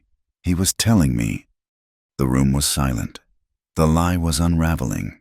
This was not about one tribe. This was about the entire valley. Judge Harlan stood. "Wade Cullen," he said, his voice like cold iron. "Silas Crowell, you are both under arrest. Marshal Beaker, seize these men." Beaker fumbled for his pistol. Wade Cullen did not move. He simply smiled, a terrible, thin smile. "The law," he whispered, "is a fragile thing." He did not draw the pistol at his hip. He drew a small, gleaming derringer from his vest pocket. He was faster than anyone in the room. He grabbed Judge Harlan by the collar and shoved the 2-shot pistol under the judge's chin. "Everyone, back!" Cullen snarled. His face was no longer civilized. It was the face of a cornered wolf. "This court is adjourned. Marshal, drop your gun, or I will execute a federal judge." Beaker's pistol clattered to the floor. Crowell's men, who had been waiting outside, now pushed into the saloon, their rifles ready. The townspeople, Obadiah and Jaime, were trapped. Atsa had not moved. He met Cullen's eyes. Hastian, his uncle, had been carrying a small, single-sided hand drum. Atsa gave him a short, sharp nod. Hastian began to play, a low, steady beat. Thump, thump, thump. "Stop that noise!" Cullen screamed, dragging the judge toward the door. The beat changed. Thump, thump, thump, It was a signal.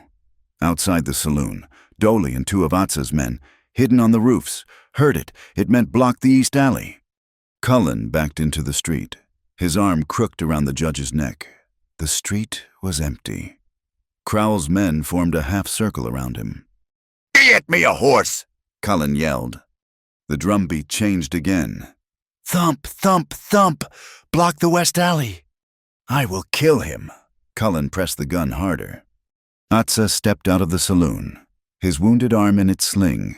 He stood alone in the street, between Cullen and the livery. "You have nowhere to run, Cullen," he said. "I will run through you, savage!" Cullen shoved the judge to his knees and raised the derringer to fire at Atsa. In his good hand, Atsa held his coiled riata. He did not swing it. He did not build a loop.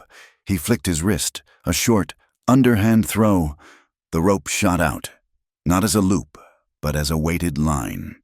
The heavy, knotted Honda at its end struck Cullen's wrist with the force of a hammer.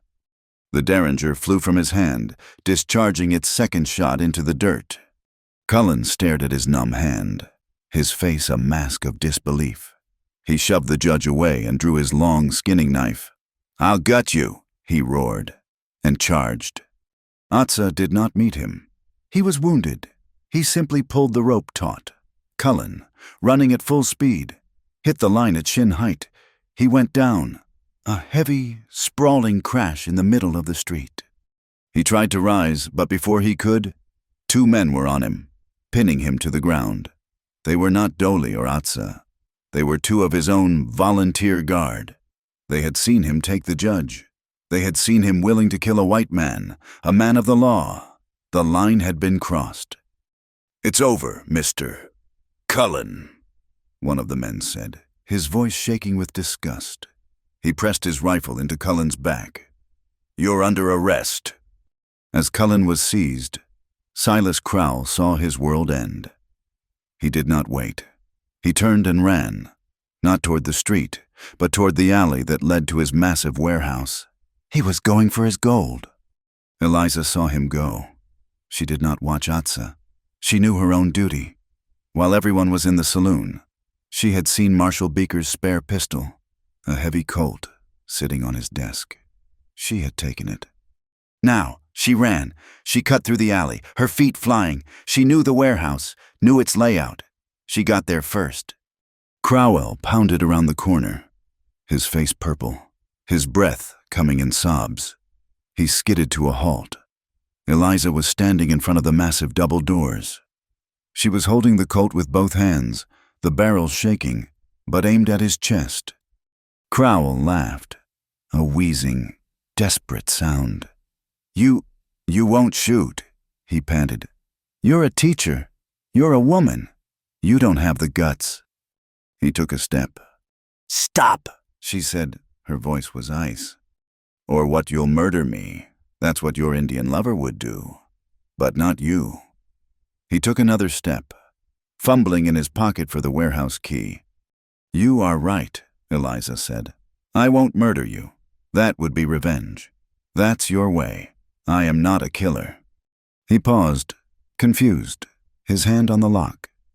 "But I am not alone," she said, "and I am not afraid of you anymore." "Crowell!" Obadiah's voice boomed from the head of the alley. The blacksmith was there, a heavy forging hammer in his hand. Beside him stood Yami and two other small ranchers. They blocked the only escape. Crowell looked from Eliza to the men. He saw their faces, hard with a resolve that had been forged in his own greed. He was trapped, not by a bullet, but by the community he had tried to break. His shoulders slumped. The key fell from his hand. Eliza did not lower the pistol. Not yet. "Silas Crowell," she said, her voice clear and carrying. "In the name of the people of this valley, you are under arrest." Judge Harlan, his dignity restored, stepped into the alley, flanked by Marshal Beaker. He looked at the scene, at the defeated rancher, at the resolute woman, at the blacksmith and the rancher. "Marshal," Harlan said, his voice final, "take this man into custody. He will be held for federal trial." He then looked at Atsa, who was coiling his rope, his face calm. This stream, this water, it is a public trust. By the authority of this court, it is placed under the protection of a community council, to be formed by Mr. Obadiah and Mr. Jamie, and a representative from the Dine people. He nodded at Atsa. It was over. Wade Cullen was in chains. Silas Crowell was defeated. The water was, for now, safe. The walk back from Cimarron Crossing was defined by a quiet that was deeper than silence. The adrenaline of the confrontation had evaporated, leaving in its place a profound, bone-deep weariness and the throbbing, physical reality of Atsa's wounded arm. They did not linger in the town. Judge Harlan, his hands still shaking slightly, had taken their full depositions in the marshal's cramped office. Wade Cullen was secured in the Army Fort's brig, and Silas Crowell was in the town jail, both awaiting armed escort to the federal court in Prescott. When they reached the small, sheltered camp by the stream, Sani, Atsa's grandmother, was waiting. She looked at her grandson's bound arm, the linen already stained, and then at Eliza's face, which bore the dark, spreading bruise where the henchman had grabbed her. Her face was a mask of ancient, weary acceptance. She nodded once. She gestured for Atsa to enter the small healing hogan, the one set apart near the water. Eliza hesitated at the entrance, feeling like an intruder on a private ritual. But Sani looked back at her, her black eyes sharp. "He will need clean water." She said it was not a request. For 2 days, Eliza moved in a haze of new purpose. She was no longer a guest or a refugee. She was a helper. She fetched water from the stream, and the sound of it, the simple, steady song of it, was a comfort. It was no longer a desperate hope. It was a flowing fact. She watched Sani work. The old woman unbound the linen. The knife cut was a deep, angry red canyon in his flesh. Sani took a poultice of pounded yucca root. It scent clean and sharp, and began to scrub the wound, her hands firm but gentle, cleansing it of the alley's filth. Atsa sat with his back against the curved wall, his skin pale, but he made no sound. His eyes, dark with fever and pain, often found Eliza's where she knelt by the fire, holding the bowl of clean water. On the 3rd morning, his fever broke. Sani nodded, satisfied, and applied a fresh dressing of herbs, while Atsa fell into the first true, healing sleep. Sani found Eliza by the stream. Eliza was holding the gray wool shawl. It was stiff and heavy, the fibers caked and almost black with Atsa's dried blood. "That holds the violence," Sani said, her voice quiet. She pointed to the shawl. "I do not know how to clean it," Eliza admitted, her voice low. "I am afraid I will ruin it." "You use the water," Sani replied, as if it were the simplest thing in the world. "You use the root. You scrub until the memory is gone. It is only wool." Eliza knelt at the water's edge. She spent the entire morning working a lather of yucca root into the stained fibers. Her knuckles grew raw, and the cold water numbed her hands to the wrist. She scrubbed and rinsed, her own tears mixing with the water. The stream ran red, then pink, then, finally, clear. The shawl, which had been her last link to an old life, then a gift of warmth, then a bond of violence, was becoming something new. It was clean. She spread it carefully over a wide juniper branch, its pale gray color stark against the red rocks as it dried in the high, bright sun. When she returned, Sani pressed a bundle of damp, pliable willow shoots into her hands. "He will sleep," Sani said. "You will not be idle. You will learn."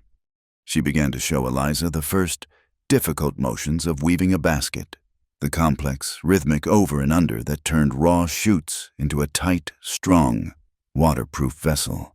Eliza's fingers, so used to the flat, straight lines of paper and board, were clumsy. They fumbled with the living, flexible wood, but she did not stop. She sat in the sun, her back to the hogan, and she wove. A week later, the new reality began to take shape. Judge Harlan's order, written in a clear hand, was posted on the door of the marshal's office. It was a temporary injunction, pending federal review, but its language was iron. The water of the Cimarron Creek and its tributaries, it read, is hereby designated a common use asset, vital to the stability of this territory. It formally established the Water Council, giving Obadiah, Jamie, and Hastian, Atsa's uncle, the legal authority to manage its distribution. Their first official act was not a law, but an invitation.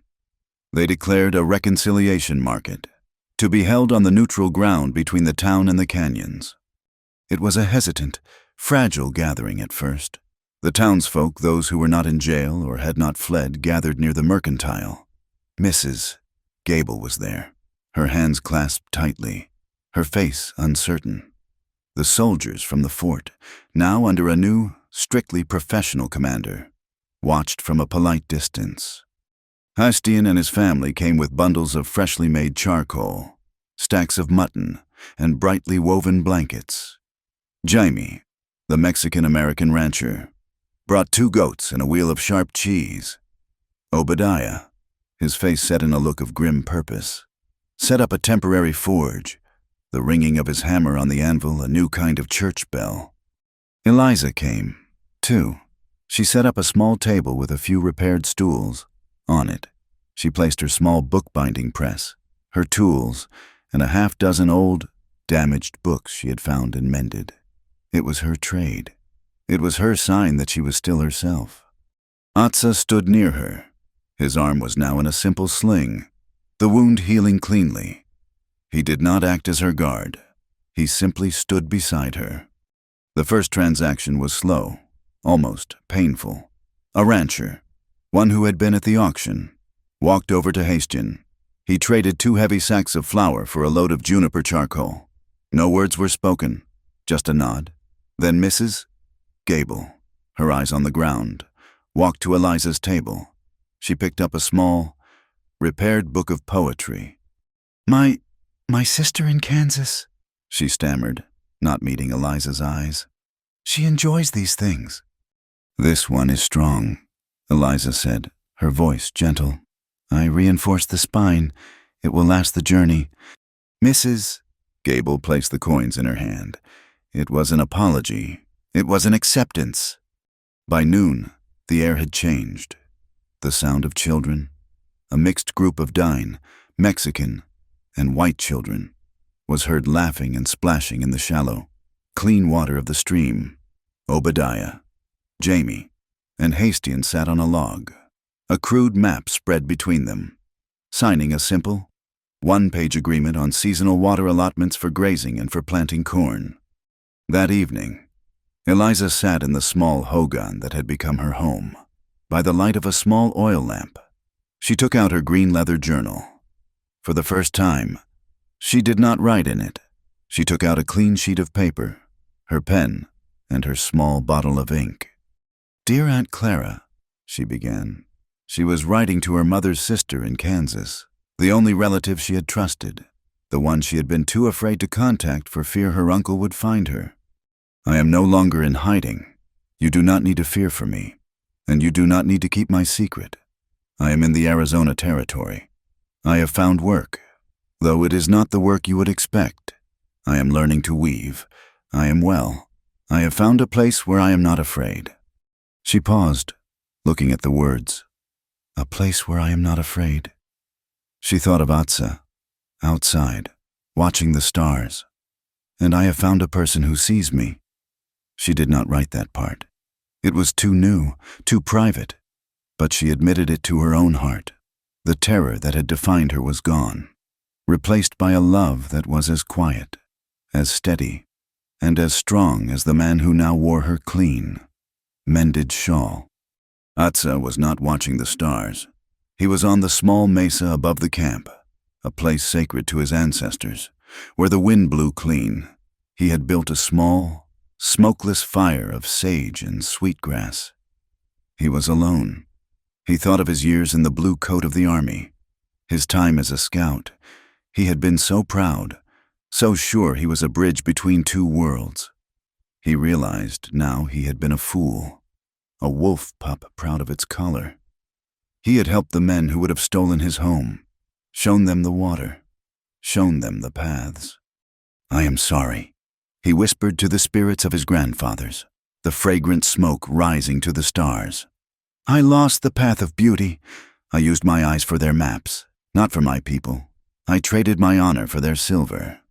He was quiet for a long time, letting the shame wash through him, and then letting it go. "I choose a new path," he said to the night. "I will be a protector, as you were. I will guard the water. I will guard the people. I will do it as you taught." He would not be driven by the hate he felt for men like Cullen, but by the love he felt for this land, and for the woman who had taught him how to fight for it. Life settled into a new, fragile rhythm. The days were marked by simple tasks. Atsa and Dolly began repairing the small diversion dam that watered their family's corn. Eliza, her basket weaving improving, agreed to teach reading and writing again. Not in the town's empty schoolhouse, but under a large cottonwood tree by the stream, to a mixed class of dying children and the children of Jamie and Obadiah. The peace was not perfect. The federal court in Prescott had not yet issued its final ruling on the water rights. Crowell's ranch was in legal limbo, but two of his former gunmen, the ones who had not been arrested, were still seen in town, their eyes full of resentment. Some in the town still crossed the street when they saw Eliza. The wounds on the community were not gone. They had only just begun to heal. But the work continued. The corn was planted. The new roofs were mended. And the sound of laughter by the stream was, for now, louder than the hate. The high desert air was cool, the sun a gentle gold on the red rocks. It was a month after the confrontation, a month of quiet, steady work. Sani, Atsa's grandmother, led them to the bank of the stream. It was not a large gathering. Hastian was there, as was Dolly. Obadiah and Jamie had been invited, and they stood respectfully to one side. This was not a wedding, not in the Bilagana sense. It was a blessing. It was a way of planting a new thing in the old earth. Sani lit a small, clean-smelling fire of sage. Hastian began to speak, his voice a low chant, reciting the names of his ancestors, back 4, then 5 generations. He was naming those who had first drawn water from this stream, thanking them for the life they had built. He was binding the present to the past. Sani held a small, flat basket. In it was a loaf of blue cornbread, the same bread Eliza had learned to make. Sani broke off a piece, crumbled a small bit, and gave it to the earth. She gave another small bit to the stream. She then handed a piece to Atsa, and a piece to Eliza. She gave pieces to everyone, to Obadiah, to Jaime, to Dolly. They ate together. It was a simple act, but it was a pact. They were all, now, people of this water. Atsa turned to Eliza. He was not holding a ring. He held a single, smooth, blue-green stone in his palm. It was a piece of turquoise, drilled through the center and carved with a small, simple design of a circle, the symbol of the sky and the mind. It was strung on a thin, strong leather cord. "This was my mother's," he said, his voice low, "for her alone. It is a stone of protection. It reminds the wearer to walk in beauty." He did not ask her to wear it. He held it out to her. She put down her basket and held her hair back with one hand. With the other, she guided his hand, her fingers closing over his, as he slipped the cord over her head. The stone came to rest in the hollow of her throat. It was cool, and it felt as heavy and permanent as a vow. He did not kiss her. He simply looked at her, his eyes acknowledging the choice they had both made. Their life was not one of possessors, but of partners. Eliza had not become a dying wife. She had remained Eliza Hart. Her classroom was a wide, clean-swept patch of earth under a massive cottonwood tree by the stream. Her students were a mix. 6 dying children, their black hair shining, sat next to Jamie's 2 sons and Obadiah's young daughter. She taught them their letters in English and Hastian in the afternoons, taught them all the Dine names for the plants and the stars. The fragile peace in the town had held, but it was a peace built on new, shared work. Obadiah's forge was now the center of a new kind of commerce, next to his ringing anvil. Atza had built a small, shaded workstation. He had a skill Eliza had not known, a deftness with leather and all. He began to repair the saddles and harnesses, not just for his family, but for the town's ranchers, too. His work was solid, honest, and strong. Beside his leather station, Eliza had placed her own small table and her press. She was the town's mender of books, her skill with glue and paper and thread suddenly in demand as people brought out their old family Bibles and almanacs. They called it simply the mending station. The sign, which Obadiah had forged from a piece of scrap iron, showed a hammer, a book, and a strand of water. All the profits, every coin they earned from their shared work, went into a simple earthenware jar. It was the Water Council's fund. The money was not for them. It was for shovels, for lumber to repair the main irrigation ditch, for the deep, hard work of maintaining the lifeblood of the valley. The future was still a question, a long shadow stretching from Prescott. The federal judge had not yet issued his final ruling. The railroad surveyors were back, but this time they were polite, and their maps were routed far south of the sacred stream. Wade Cullen and Silas Crowell were in a federal jail, their trial set for the spring. "The paper judge may rule against us," Hastian said one evening at the first official meeting of the Water Council, held at Obadiah's forge. "The law in the East is a strange, crooked thing." "Let him," Obadiah said, his voice a low rumble. "He is one man, writing on paper. We are 20 families, living on this land. We have our own agreement. We have our own fund. The paper law can say what it wants. The real law is the water, and we will share it." Atza nodded. "We will keep our pact," he said, "no matter what the paper says." That night, Eliza finished packing her small satchel of books for the next day's lessons. The sun was gone, leaving the sky a deep, bruised purple. The wind was rising, cool and clean, carrying the sharp, medicinal scent of sage. She stood for a moment, the turquoise at her throat, and just breathed. She was not running. She was not hiding. She was home. She saw him. He was standing by the stream, having finished his own work. He was not looking at her. He was watching the water, watching it reflect the first stars. He still wore the gray wool shawl, her shawl, the one she had washed clean of his blood. He wore it as he had in the storm, a mark of warmth and respect. She walked to him, her feet silent on the soft earth. She did not need to speak. He heard her, felt her. He turned. The wind blew a strand of her hair across her face. He lifted his good hand, his fingers, calloused from the leather awl, gently brushing the hair from her cheek. His touch lingered for a second, a question. She did not lean into him. She simply raised her own hand and laid it on his wrist, over the thick, ropey scar the knife had left. It was an answer. They stood like that for a long moment. The wind and the water, the only sounds. He smiled, a small, slow smile that was his alone. She smiled back. Their eyes, in the fading light, said everything that did not need words. They spoke of the fight, of the fear, of the respect, and of the shared, quiet, unbreakable love that had grown between them. She had found her freedom.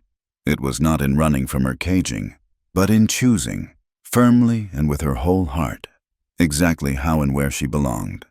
He had found his honor, not in atoning for his past, but in protecting his future, a future that was now inextricably bound with hers. The stream, their stream, flowed past them in the dark. It was clear and steady, its surface a perfect, moving mirror that reflected the endless, starry sky above. It was a promise. It was their future, Not a future of ease or riches, but one of justice, one of water, and one they would face, always, together. Thank you so much for listening to this story. I would love to connect with you, so please, comment below and let me know where you are listening from. If you enjoyed our tale, please consider subscribing to my channel, Wild West Tales, and give this video a like. And if you really want to support the channel, please hit that hype button. It helps this story get heard by so many more people.